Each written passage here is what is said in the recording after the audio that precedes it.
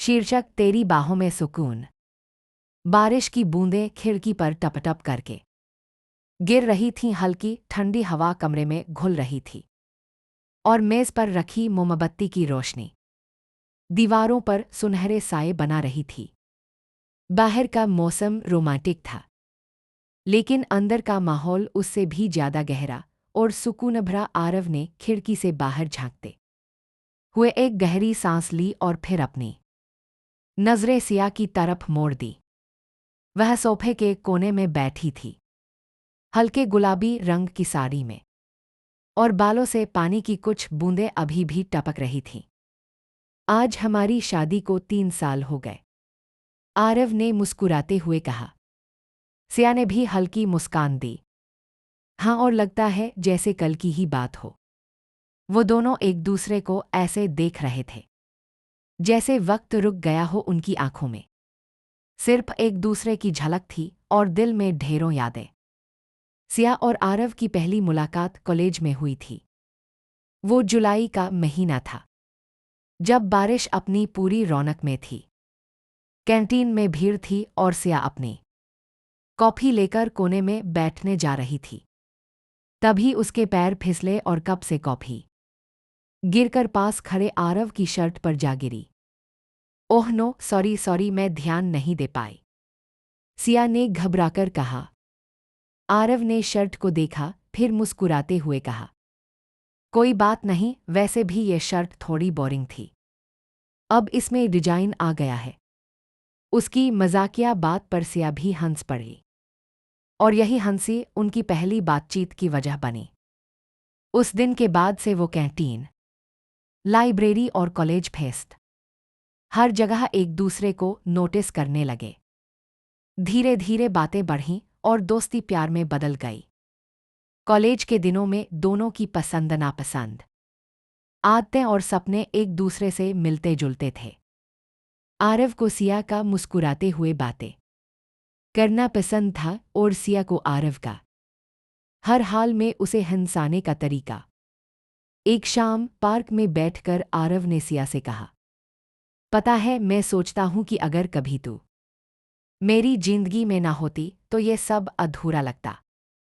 सिया ने उसकी तरफ देखा और हल्के से कहा, और अगर तुम ना होते तो शायद मैं खुद को कभी समझ नहीं पाती। उनके लिए प्यार सिर्फ हाथ थामने या बातें करने का नाम नहीं था, बल्कि एक दूसरे को समझने, सपनों में शामिल करने और मुश्किलों में साथ खड़े होने का वादा था।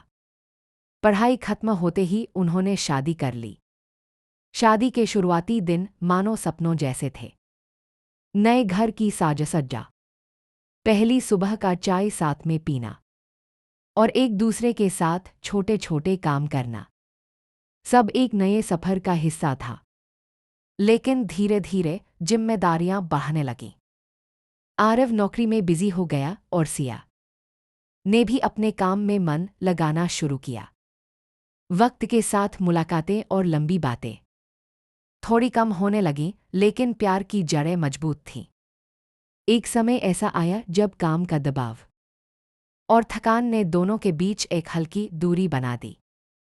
आरव देर रात घर आता और सिया भी उसके आने तक इंतजार करते करते थक जाती।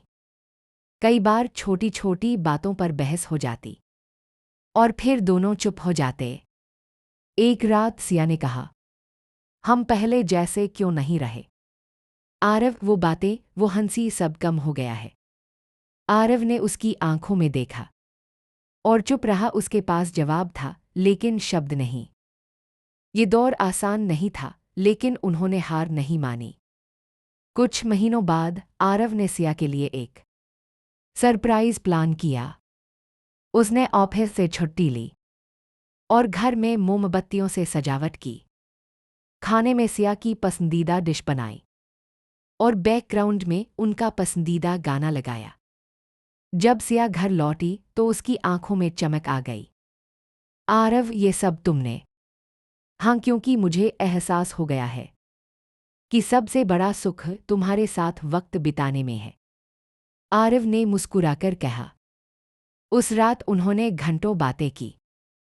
पुराने किस्से याद किए हंसे और वादा किया कि अब काम और थकान उनके बीच नहीं आएगी।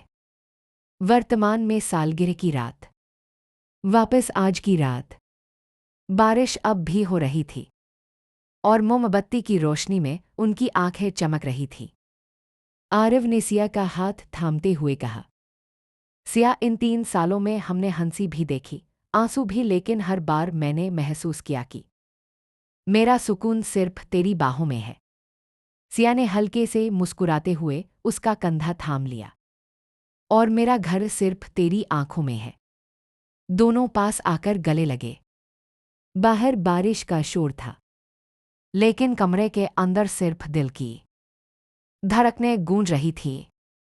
उस पल उन्हें किसी शब्द की जरूरत नहीं थी, क्योंकि प्यार कभी कभी बस महसूस किया जाता है, कहा नहीं जाता।